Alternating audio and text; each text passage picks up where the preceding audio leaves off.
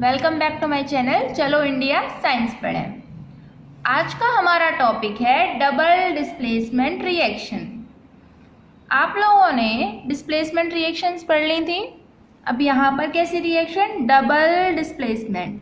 तो देखो, मान लो आपके पास में दो कंपाउंड है AgNO3 प्लस NaCl।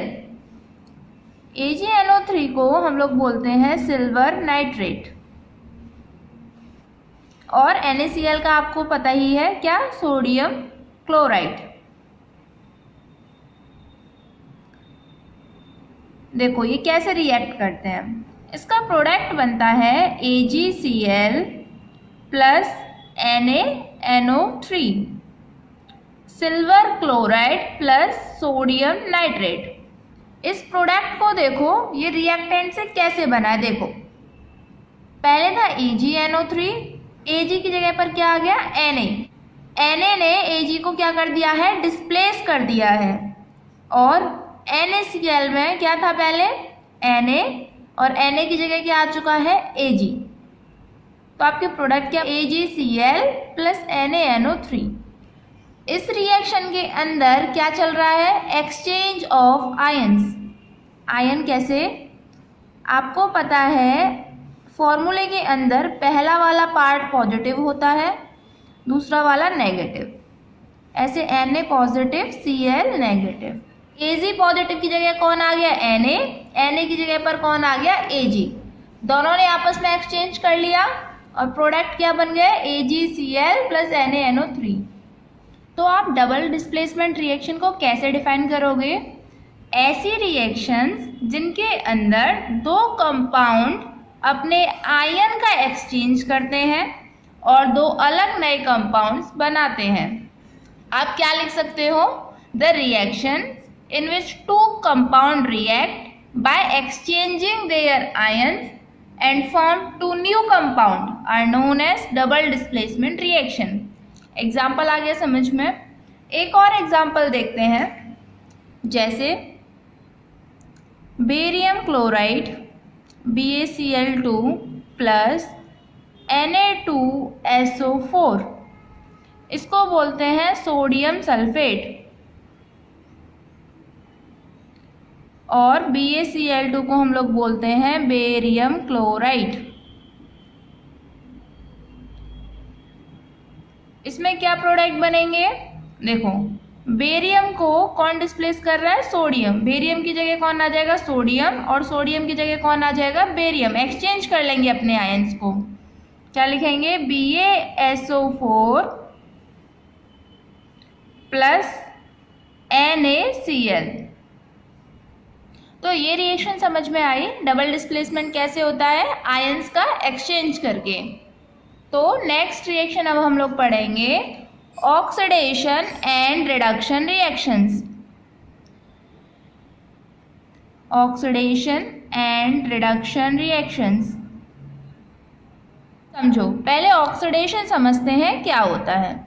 देखो ऑक्सीडेशन किससे स्टार्ट हो रहा है, O से। O का मतलब होता है ऑक्सीजन, ऐसे याद रख सकते हो। तो ऑक्सीडेशन को आप लोग डिफाइन कर सकते हो कि अगर किसी सब्सटेंस में ऑक्सीजन जुड़ जाए तो उसको हम लोग क्या बोलेंगे, ऑक्सीडेशन। क्या लिख सकते हैं, the addition of oxygen. Oxygen अगर किसी में जुड़ जाए तो हम बोलेंगे ऑक्सीडेशन। अच्छा, तो रिडक्शन को कैसे बता दोगे, उल्टा कर दो, द रिमूवल ऑफ ऑक्सीजन। अगर किसी सब्सटेंस से ऑक्सीजन चली जाए, निकल जाए, तो रिडक्शन को कैसे बताओगे, the removal of oxygen from any substance. अगर ऑक्सीजन ऐड हो जाए तो ऑक्सीडेशन, अगर निकल जाए तो रिडक्शन। कैसे, समझो। मान लो आपके पास में एक रिएक्शन है, copper oxide plus hydrogen gives you copper plus water. तो इसके रिएक्टेंट चेक करो, प्रोडक्ट चेक करो। तो देखो कॉपर ऑक्साइड से क्या बना है, कॉपर। तो इसमें क्या हुआ है, ऑक्सीजन रिमूव हो गई है, तो क्या हुआ है कॉपर ऑक्साइड का, रिडक्शन। हाइड्रोजन से क्या बना है, H2O, ऑक्सीजन ऐड हुई है ना इसमें, तो इसका क्या हुआ है, ऑक्सीडेशन। ये समझ में आया। ऑक्सीजन जिसमें से हट गई उसका रिडक्शन, जिसमें ऑक्सीजन ऐड हो गई उसका ऑक्सीडेशन। अच्छा, नेक्स्ट हमारे आते हैं ऑक्सीडाइजिंग एजेंट क्या होते हैं और रिड्यूसिंग एजेंट क्या होते हैं। तो सोचो, एजेंट कौन होता है? एजेंट वो होता है जो किसी और का काम करवाता है। तो ऑक्सीडाइजिंग एजेंट मतलब जो ऑक्सीडेशन करवाएगा। ऑक्सीडेशन हो किसका रहा है, हाइड्रोजन का, और रिडक्शन किसका हो रहा है, कॉपर ऑक्साइड का। ऑक्सीडेशन हो किसका रहा है, हाइड्रोजन का। कैसे, इसमें ऑक्सीजन ऐड हो रही है, लेकिन इसको ऑक्सीजन दे कौन रहा है, कॉपर ऑक्साइड। तो इसका ऑक्सीडाइजिंग एजेंट कौन है, कॉपर ऑक्साइड। यानी ऑक्सीडेशन इसका हो रहा है, लेकिन करवा कौन रहा है ऑक्सीडेशन, कॉपर ऑक्साइड। तो ये हो जाएगी ऑक्सीडाइजिंग एजेंट। ऐसे ही रिडक्शन कॉपर ऑक्साइड का हो रहा है, लेकिन इसको रिमूव कौन करवा रहा है, दूसरा हाइड्रोजन। तो ये हो जाएगा reducing agent. Oxidising agent, reducing agent आपको रिएक्टेंट में बताने होते हैं, वरना ऐसे याद रख लो, जिसका ऑक्सीडेशन हो रहा है वो खुद ऑक्सीडाइजिंग एजेंट नहीं होगा, कोई दूसरा ऑक्सीडाइजिंग एजेंट होगा। तो अगर दो रिएक्टेंट हैं तो आपको दिक्कत होगी नहीं, बस ऐसे चेक कर लो ऑक्सीडेशन किसका हो रहा है, रिडक्शन किसका हो रहा है। जिसका ऑक्सीडेशन हो रहा होगा तो दूसरा वाला ऑक्सीडाइजिंग एजेंट होगा, जिसका रिडक्शन हो रहा होगा तो दूसरा वाला रिड्यूसिंग एजेंट होगा। एक और एग्जांपल देखो और क्लियर हो जाएगा। आपके पास में लीड ऑक्साइड प्लस कार्बन, ये आपके एनसीईआरटी का क्वेश्चन है, gives you lead plus CO2। अब देखो, लीड ऑक्साइड किस में कन्वर्ट हो रही है, लीड में। ऑक्सीजन हट रही है तो इसका क्या हो रहा है, रिडक्शन। कार्बन से CO2 बन रहा है, ऑक्सीजन ऐड हो रही है तो क्या हो रहा है, ऑक्सीडेशन। अच्छा, ऑक्सीडेशन कार्बन का, रिडक्शन लीड ऑक्साइड का, तो ऑक्सीडाइजिंग एजेंट कौन हो जाएगा, लीड ऑक्साइड, ये ऑक्सीडाइजिंग एजेंट, और कार्बन कौन, रिड्यूसिंग एजेंट। अच्छा, एक और रिएक्शन देखो, आपके पास अभी रिएक्शन है hydrogen sulphide plus chlorine gives you sulphur plus HCl। अब सोचो किसका ऑक्सीडेशन किसका रिडक्शन। यहाँ तो कहीं ऑक्सीजन दिख ही नहीं रही है, कैसे बताओगे। तो इसमें क्या है, हम ऑक्सीजन वाला कॉन्सेप्ट नहीं लगा पाएंगे। तो क्या कॉन्सेप्ट लगाओगे, ऑक्सीडेशन को हम लोग एक और तरीके से डिफाइन करते हैं, रिमूवल ऑफ हाइड्रोजन। अगर हाइड्रोजन रिमूव हो रही है तो उसे बोलेंगे ऑक्सीडेशन, और अगर हाइड्रोजन ऐड हो रही है सब्सटेंस में तो वो क्या हो जाएगा, reduction. Addition of hydrogen equal to reduction. तो अब रिएक्शन को देखो, H2S से क्या बन रहा है, सल्फर। इसके अंदर हाइड्रोजन रिमूव हो रही है या ऐड हो रही है, रिमूव हो रही है। रिमूव हो रही है तो क्या हो रहा है, ऑक्सीडेशन। अच्छा, क्लोरीन से HCl क्या ऐड हो रही है, हाइड्रोजन, तो क्या हो रहा है, रिडक्शन।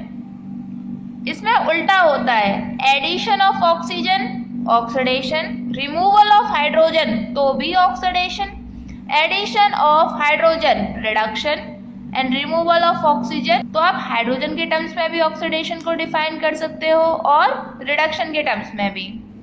अब सेम ऑक्सीडेशन इसका हो रहा है तो ऑक्सीडाइजिंग एजेंट ये होगा, रिडक्शन इसका हो रहा है तो रिड्यूसिंग एजेंट ये होगा। समझ में आई ऑक्सीडेशन एंड रिडक्शन रिएक्शंस। यहाँ पर हमारे टाइप ऑफ रिएक्शंस होती हैं खत्म, और अब हम लोग इस चैप्टर का लास्ट टॉपिक पढ़ेंगे, effect of oxidation reactions in everyday life. हम लोगों को ऑक्सीडेशन रिएक्शंस के कुछ हार्मफुल इफेक्ट देखने को मिलते हैं, जैसे पहला है कोरोजन।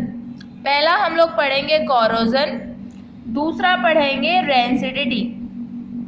बारी बारी से समझते हैं ये क्या होते हैं। आप लोग जब भी किसी लोहे की चीज को बाहर मॉइस्चर में छोड़ देते हो तो क्या हो जाता है, उसमें जंग लग जाती है, रस्टिंग आ जाती है। तो ये रस्टिंग क्या है? This is a type of corrosion. ये लोहे में हो रही है तो हम इसको बोल रहे हैं रस्टिंग। ऐसे ही अगर किसी भी मेटल को बाहर एयर और मॉइस्चर की प्रेजेंस में रखा जाए तो धीरे धीरे वो मेटल कोरोड होने लगता है।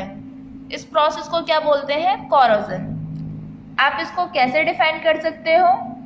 Corrosion is a process in which metal are eaten up gradually. Metal धीरे धीरे खत्म होते चलता है by action of air and moisture on their surface.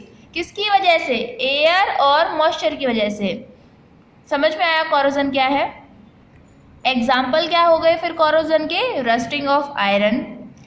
आप लोगों ने घर में देखा हो जब मम्मी पायल लेके आती हैं चांदी की तो वो एकदम चमक रही होती हैं, लेकिन बाद में वो धीरे धीरे काली पड़ जाती हैं। तो चांदी का काला पड़ना is a corrosion. Air moisture के कांटेक्ट में आती हैं और तो मेटल क्या है? धीरे धीरे कोरोड होता चला जा रहा है। काली पड़ गई मतलब कोरोजन हो गया।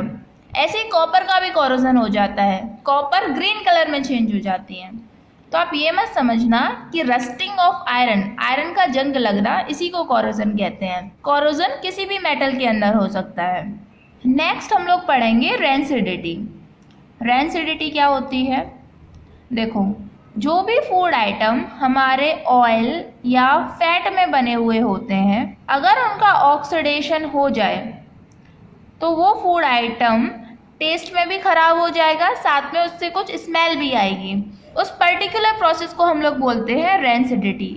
रेंसिडिटी का मतलब होता है कि जो भी फूड आइटम आपके फैट या ऑयल में बने हुए हैं, अगर उनका ऑक्सीडेशन हो जाए तो उनमें क्या आएगी? अनप्लीजेंट स्मेल आएगी और उसका टेस्ट खराब हो जाएगा। ये क्या है? रेंसिडिटी।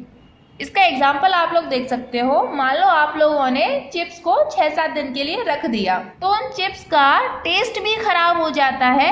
इसके अलावा उनके अंदर से स्मेल भी आने लगती है। स्मेल अच्छी वाली नहीं, खराब स्मेल आने लगती है ऑब्वियसली। तो इस प्रोसेस को हम लोग क्या बोलते हैं? रेंसिडिटी। ऐसा क्यों हो रहा है? क्योंकि वो ऑयल में बनी हुई है और उस ऑयल का क्या हो जाता है? Oxidation.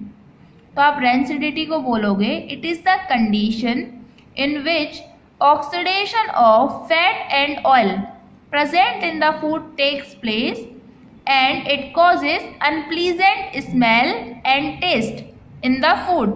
This is known as rancidity. इसको हम लोग क्या बोलते हैं? रेंसिडिटी। अच्छा, कैसे हम लोग अपने फूड आइटम्स को रेंसिड होने से बचा सकते हैं? पहला, आप उनको रेफ्रिजरेटर में रख दो, टेम्परेचर कम हो जाएगा जिसकी वजह से ऑक्सीडेशन का रेट कम हो जाएगा। दूसरा, आप उसमें एंटीऑक्सीडेंट ऐड कर सकते हो और आप नाइट्रोजन गैस को फिल कर सकते हो। जैसे आप लोग चिप्स का पैकेट खरीदते हो तो आपको पता है उसमें हवा ही हवा आती है। वो हवा क्या है? नाइट्रोजन गैस है। क्यों भरी गई है? ताकि चिप्स खराब ना हो जाएं।